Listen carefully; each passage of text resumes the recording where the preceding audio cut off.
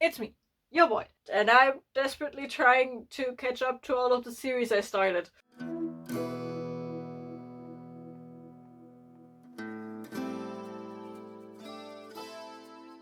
Because my May TBR isn't already big enough, I decided to participate in the Final Book support group as well, which happens in the second to last week of May. And if you don't know what the Final Book support group is, it is a readathon, a week-long readathon hosted by Steph when Steph loves, and it is all about continuing and finishing our series. And because we all know I'm very bad at doing that, I thought this is the perfect opportunity to just do that. Problem being, it's also Adventure Marathon, and I already have like so many books on my TBR. But I am nothing if not a masochist, so I will add even more reads to that. So for the Final Book support group, you get a bingo board. I am physically, literally unable to fulfill a couple of these prompts, simply because, for example, I don't have any book subscription boxes, so there's not a subscription box book I can read. But that doesn't matter. Also, this is not a solid TBR. This is more like a pile of possibilities. If I get to these reads, cool. If I don't, also fine with me. I'm just trying to make an effort here, okay? So, for the bingo board things I can fulfill, these are the options that I will go for or not. I don't know. I'm also not trying to get a bingo. I'm just trying to get shit done. That is my mindset going into this. Cool. So, what am I going to read, and for what prompt is the read going to be read? Maybe words. For the 2025 TBR, I will put on a little cheat thing, which is Network Effect, the 7? 6? 7? 6? 7? 6. I think it's the 6th one. I don't know. The next entry in the Murderbot series, and this one is, I believe, a fully fleshed out novel and not a novella. Not quite sure. I don't care, because I fell in love with Murderbot like 2 months ago, and yes, now I need to make my way through the whole thing. And Network Effect is the next item on that list, and I hope I can get to it because I'm hyped for Murderbot. This is a stretch because technically it wasn't on my 2025 TBR, but then it was on my 2025 TBR just because I fell in love with Murderbot and I put it up on the r/fantasy bingo, which I also decided randomly to participate in, so technically this is now on my 2025 TBR. Yay! The next one is the frequent flyer named Continuation Station, and for that I'm going to pick up, and I don't know if I can show this cover, I probably have to censor it a bit, that would be Caligula's Love, the Master. This is a boys love BDSM manga, and I read the first issue, the first volume a while ago, and then randomly the author decided to make a second one from the perspective of the dom in this relationship. It is a relationship, it's kind of a taboo-ish relationship. All of these characters are enthusiastically consenting adults, but there is a bit of a power dynamic going on, not just between the dom and the sub, but because the dom is technically a student of the sub who is his teacher. So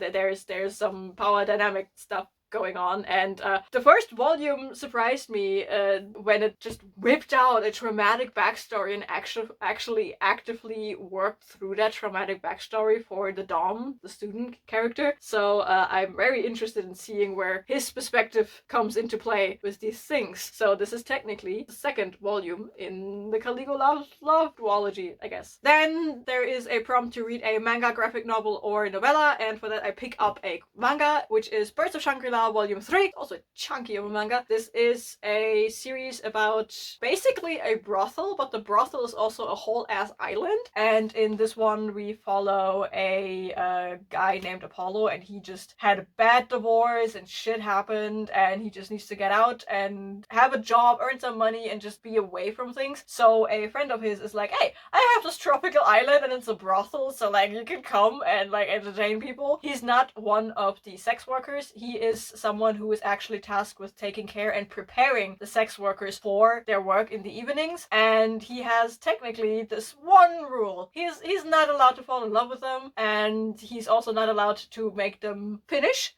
and then he is just paired up with this one sex worker, and this sex worker is like, but what if I make you break the rules? And both of these characters come with a hefty ton of backstory, and this manga actually takes great care in exploring that backstory and help both of these characters work through it together. It is surprisingly good. The next prompt, this is one that is also, that's like a new-ish prompt, I think, and it is a spring vibe cover, and for that I'm kind of little bit cheating, because I'm going to, or want to read the next entry in the Creature Cafe series by Clio Evans, which would be Little Taste of Need. Now, Little Taste of Need has 2 different covers. I personally like the covers with the people on it more than I like the new covers, which is just some illustration. The people cover doesn't really say spring to me, but the illustration cover kind of goes there with like some pastels and green and purple and whatnot. I don't know. So I'm stretching. I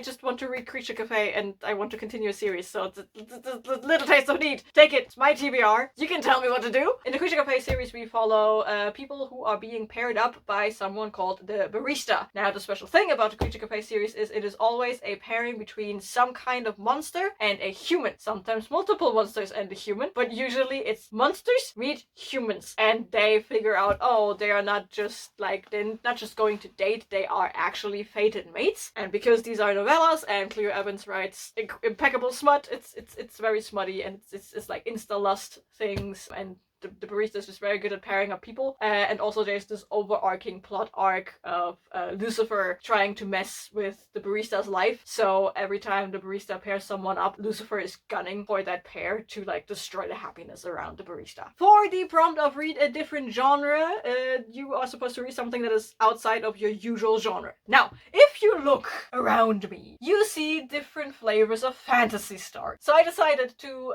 switch up genres and go with Spy Family Volume 4, because this is comedy action spy thriller, which is not usually what I read. Usually I read very hardcore fantasy stuff and like gothic shit. So this is kind of out of my comfort zone, just that I happen to really enjoy Spy Family, so it's not really outside of my comfort zone, but it's a different genre than what I predominantly read, and I count that. In Spy Family, we follow a spy who has to get himself a fake family. So he randomly fake adopts a child. Problem being, the child can mind read. And he also randomly marries this random woman. Problem being, the woman is like a serial contract killer situation from the enemy country. The whole shebang is no one knows that he is a spy, no one knows that the child can mind read, and no one knows that the mother is actually a serial / contract killer. And they just pretend to be a normal ass family with this whack ass school and these whack ass characters, and it's just so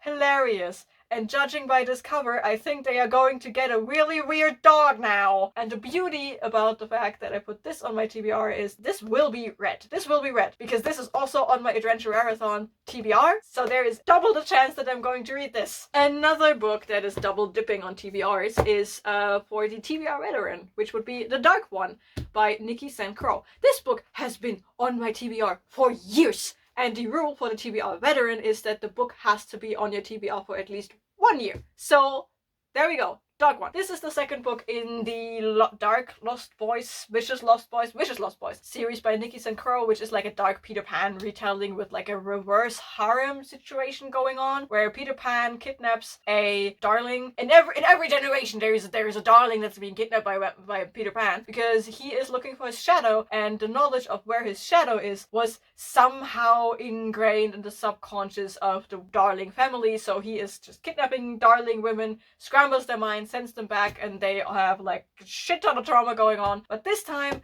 he picks up Wendy Darling, and Wendy Darling actually has the knowledge of where his shadow is, and she also enjoys hanging out with the Lost Boys a lot. And in book 2 we continue to hunt for this shadow, I guess. Then for the prompt for the final book, I'm going to pick up Shinigami Doctor Volume 3. I said this before for a final book support group that I will finish Shinigami Doctor, but this time it's different, because this time I actually already read Shinigami Doctor Volume 2. You can see more about that in my May wrap-up when that shit hits the feed, because Shinigami Doctor Volume 2 was on my Adventure Marathon TBR as a must-read before I can read anything else. So why not pick up book 3 to finish out the series, you know? In Shinigami Doctor, we live in a world where plants have been completely eradicated. There are no plants except the Shinigami flower. Problem being, the Shinigami flower is like a parasite. It infects you, and then you slowly turn into a flower until the Shinigami flower bursts and blooms and shoots out spores to infect more people, and this process kills you, and it is highly infectious. And the Shinigami doctors are the only people who can help you with that. They either treat you if you are in the early stages of infection, or they eradicate the already blooming flower because they have some sort of immunity to it. Now, the second volume introduced another level of mystery to the whole thing, so I'm very interested where the finale is going with this. Then you have the prompt to read something just for fun, and for that I'm hoping to pick up the next installment in the Creature Cafe series, which would be Little Risk of Fall. I can only pick this one up if I read Little Taste of Need first, so we'll see if I get there. Again, same thing as before, monster paired up with a human. And the last prompt I can fulfill is to read something that is in a series that has at least 4 installments, and for this one I'm picking up Brutal Volume 2 by Koga and Ryo Izawa. In this one we follow he's a detective with the police. By day he's doing police work, and by night he is doing police work. He is a judge, jury, and executioner for people who have somehow slipped the system, and he brutally murders them. Usually in a way that reflects the crime these people committed originally. As the title says, it is a very brutal read. It is very graphic and not for the faint of heart, but seeing certain dickheads be brought to a very, very painful end it does something to me. I like it. So it's a lot of mangas on my final book support group TBR, but again, they are added onto a already existing, not small TBR, and I somehow have to make this possible for me. I hope some of these also fit in our events in the Adventure Marathon, because there are weekend events and week-long events and stuff, and I hope some of these fit so I don't have to read even more books to make things work. You know, all of the books that are not mangas or comics are novellas as well, for the exact same reason. I want to read as many of them as I can in the week that the readathon happens, so I just had to make life easier on myself a little bit. That's it for this video. If you made it this far, let me know if you are participating in the final book support group, or if you are better at me at finishing series. You probably are. If you don't have anything to say, leave a book stack emoji in the comments, and I guess I will see you in the next video. Bye!